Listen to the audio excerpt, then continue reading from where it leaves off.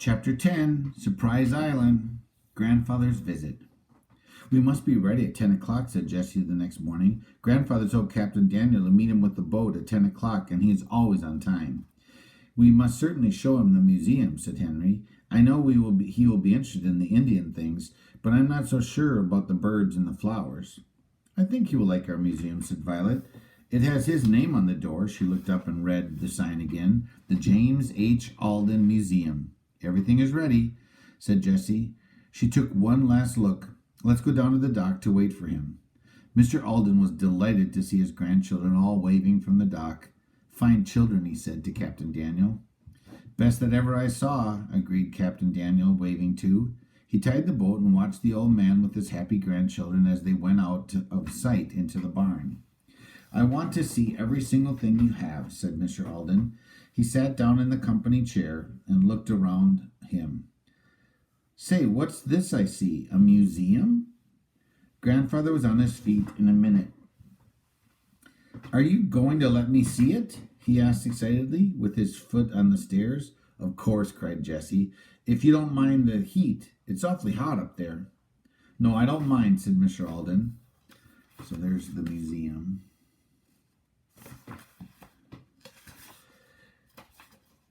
Mr. Alden at the top of the stairs, he saw what the museum was like with one look. Which one of you thought of this? Tell me about it.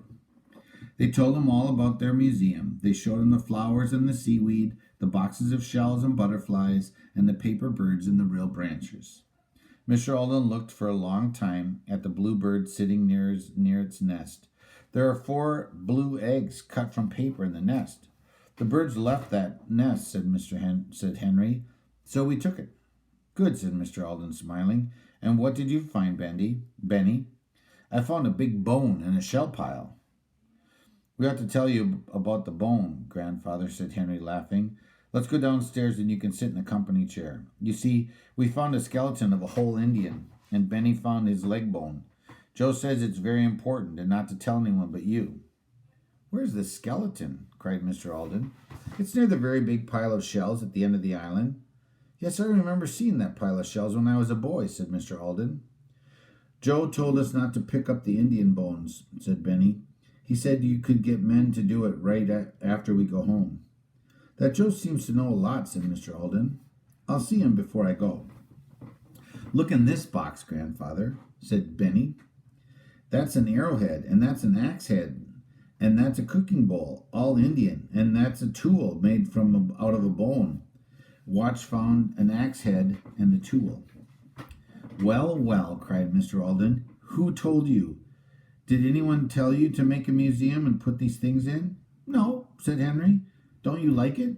Well, yes, Henry, I like it very much indeed. It just seems strange because it's the very thing I used to do myself. I used to go out in the woods all alone and sit for hours listening to the birds.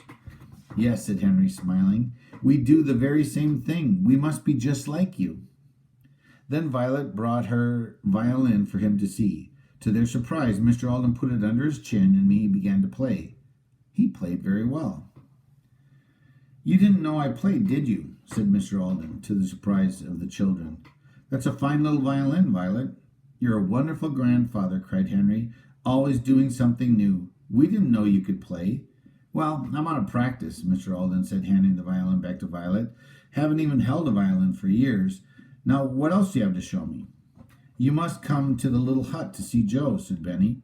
I think Joe went over to the mainland this morning, said Violet. Well, that's funny, said Henry, because he certainly knew you were coming today.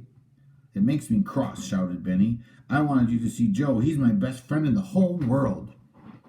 Then I'm cross too, said Mr. Alden. What time do you have dinner around here? Well, almost right away, cried Jessie. Are you hungry?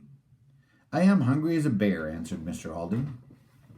At once, Jessie put some water in a big kettle. You children set the table and get the milk out so that Grandfather won't have to wait a minute after dinner is ready. Oh, you needn't hurry as much as that, said Mr. Alden. I can wait half an hour, maybe. Before that time, the little vegetables were done. Jessie put them in a big dish and poured melted butter over them. There was plenty of bread and butter to go along with the vegetables. And because they had company, Jessie had put 2 eggs and some sugar into milk. This is a delicious drink, said Mr. Alden. I shall come again. Please do, cried Violet. But you're not going home for a long time yet, I hope. I think I am, said Mr. Alden, and I should like to take you all with me. Just on a little trip for an hour or so, he said, added quickly. All right, said Jessie. I thought for a minute that you wanted us to leave the island for good. You like it, don't you? No, I wouldn't it won't take that long. I just want to show you something. It did not take long for Captain Daniel to get the family to the mainland. They got into Mr. Alden's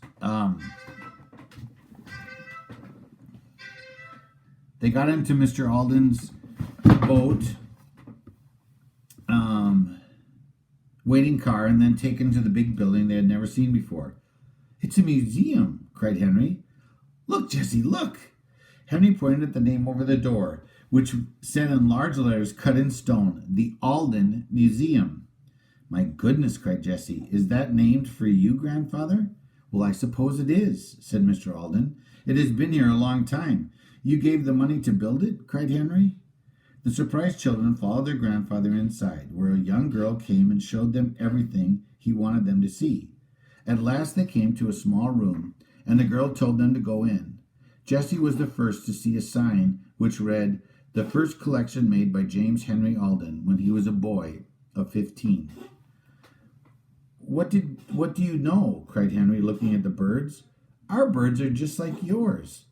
Mr. Alden's birds were painted ones, too, and they were sitting in real trees. "The birds left these nests," said Mr. Alden with a twinkle in his eyes, "so I took them." Henry laughed and said, "You didn't want to kill any birds either, did you?" Mr. Alden went on, "No, the real birds out in the museum were found dead and brought to us. Now, not a bird in the museum was killed for me. And now, I'll let you go back to your island and wash your dishes." When they got to the boat, he gave them each a box, and it was not until later that he remembered that he had not seen Joe, the handyman. Chapter 11, Apple Pie. The next morning was very cold. Benny did not want to get up at all. "No," he said, "it's too cold, and I'm not going to get out of bed." Henry looked out at the ocean. "I have an idea," he said. "It's too cold outside today. Let's all stay inside and paint our birds." "Fine," agreed Jessie. "I'll light the stove, and we'll shut the barn door. It'll be warm soon." In spite of what he had said earlier about staying in bed, Benny opened the swinging door of the room and came out wearing his red sweater.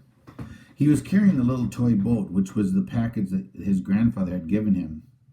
"I like my new boat," said Benny proudly. "Let's make it go, Henry." "Put it in the pail of water, Benny," said Henry.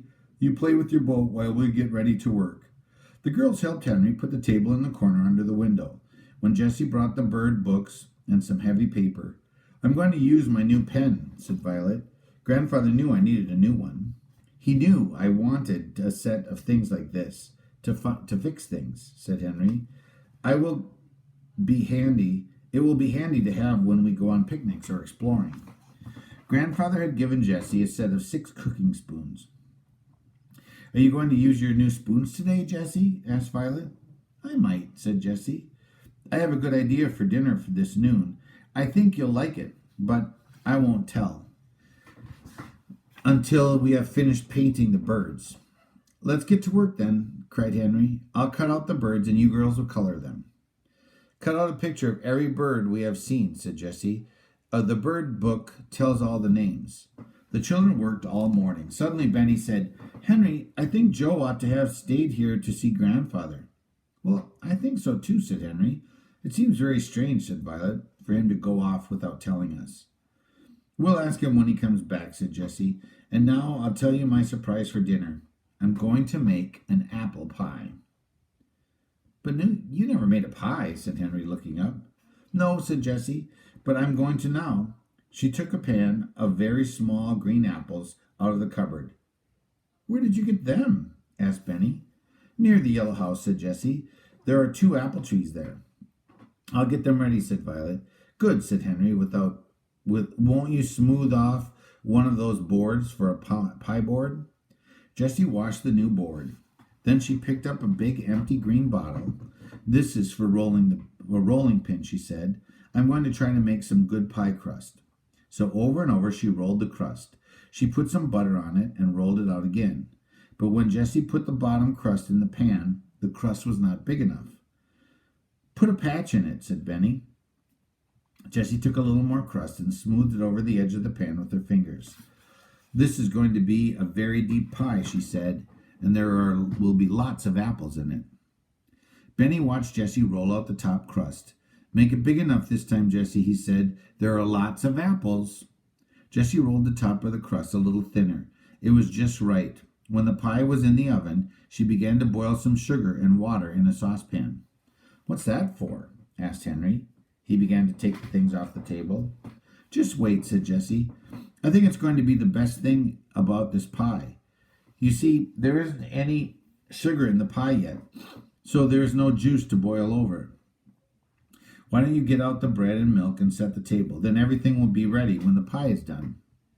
When the crust was nice and brown, Jessie took the pie out of the oven. She lifted up the top crust with the knife and carefully poured the hot juice over the apples. Then she let down the crust again. Just as Jessie was about to cut the pie into 4 pieces, there was a knock at the barn door. Who in the world could that be? Cried Henry. He was so surprised that he almost dropped his cup. When Henry opened the door, he was even more surprised to see a tall man standing there. I'm sorry, said the stranger, but I went to the fisherman's hut and nobody was at home. Well, won't you come in? Asked Jessie. Thank you. It is a cold day, said the man with a smile. Oh, and I see that you're about to have dinner. I'll just stay long enough to ask you something. Well, won't you sit down? said Henry. Thank you. My name is Browning, he said, as he sat down in the company chair. A young man who went exploring for me last year has been lost. I heard that he was dead. Then later I heard that he was living on the Alden Island. This is Alden Island, isn't it? Yes, said Henry, but there's nobody on the island but Captain Daniel and his friend Joe. Who is this Captain Daniel? Asked Mr. Browning. Oh, Captain Daniel's old, said Henry, and I'm sure you never went exploring. He has been with my grandfather for years. Well, how about his friend Joe? Asked the man. He's nice, but he's my best friend in the whole world, said Benny proudly. All but Jessie and maybe Watch and Captain Daniel, and of course Violet and Henry and my grandfather. You have lots of best friends, said the man, laughing. Tell me, what color are Joe's eyes and hair? He has brown hair and brown eyes, said Benny, and he has a violin. I don't think he has the one I know then, said the man. I never heard that he played the violin. Just the same, I should like to see your Joe. Won't you wait for him? He is sure to come back soon, said Jessie. Why don't you stay to dinner and help us eat our first apple pie? The man looked at the big pie and said, If you are sure there will be enough, I think I will. So the pie was cut into 5 pieces. Violet quietly got an extra cup of milk and set another place, and the stranger sat down to a strange dinner. When I look at the pie, said Mr. Browning, my mouth fills up with water, and certainly everyone was watching Jessie as she took out the big juicy pieces. Milk seems to go with apple pie, said Henry. I never knew pie could be so delicious, said Mr. Browning, when dinner was over. But now I think I will see if I can find Joe. We think that Joe is more than a handyman, said Henry. Joe knows everything in the world, said Benny. He knows all the flowers and the birds and the clamshells and the Indian things. Indian things, cried Mr. Browning. It must be the very one. He was the head of a museum before he went away. I must see him. But Mr. Browning did not see Joe. Captain Daniel came back to the island without him. He said that Joe had gone away for a day or 2. Is he coming back? Asked Benny, getting ready to howl. Oh, yes, said Captain Daniel. He'll come back all right. When Mr. Browning left, he told Jessie that he was glad he came, for now he had met a girl who could make a wonderful apple pie with old green bottle for a rolling pin.